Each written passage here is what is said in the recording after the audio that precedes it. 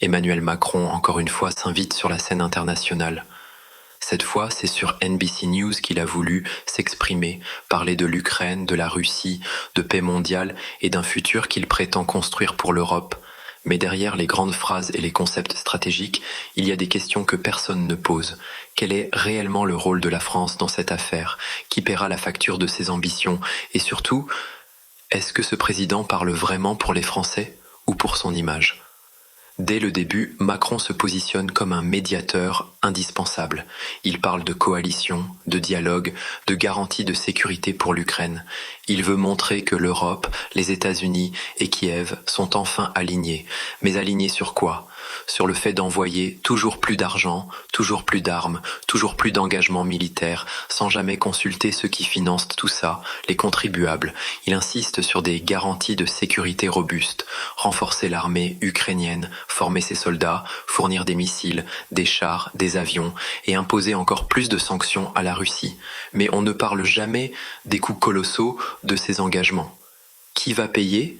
Les États-Unis ont déjà un budget militaire gigantesque, mais la France, elle doit déjà faire face à une dette énorme, une inflation qui ronge le pouvoir d'achat et des services publics en difficulté.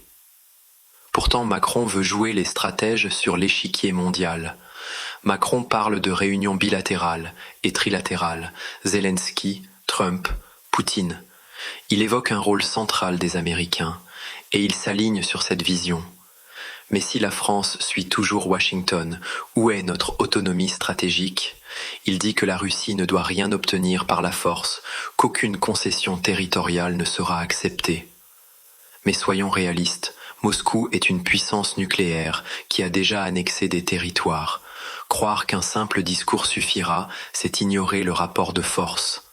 Le problème, c'est que la France se place en première ligne diplomatique, mais en deuxième ligne militaire et économique. Elle prend les risques d'une grande puissance sans en avoir les moyens. Et qui trinque quand les sanctions frappent? Pas les élites, pas les grandes entreprises mondialisées. Ce sont les foyers français qui voient leurs factures d'énergie exploser et leur pouvoir d'achat s'effondrer. Macron parle de tuerie à arrêter, de crédibilité de l'Occident à défendre, mais ce langage moral cache un vide stratégique. Qu'a fait l'Europe pour éviter cette guerre? Quelles erreurs ont été commises avant 2022? Macron ne le dit pas. Il répète que la Russie est l'agresseur, ce qui est vrai, mais il ne parle jamais des divisions au sein de l'OTAN, des hésitations européennes, ni des conséquences à long terme pour nos sociétés. Pendant qu'il s'exprime sur NBC en anglais pour séduire l'opinion internationale, combien de Français se sentent concernés? Le pays traverse des crises majeures, insécurité, dette, chômage, tensions sociales.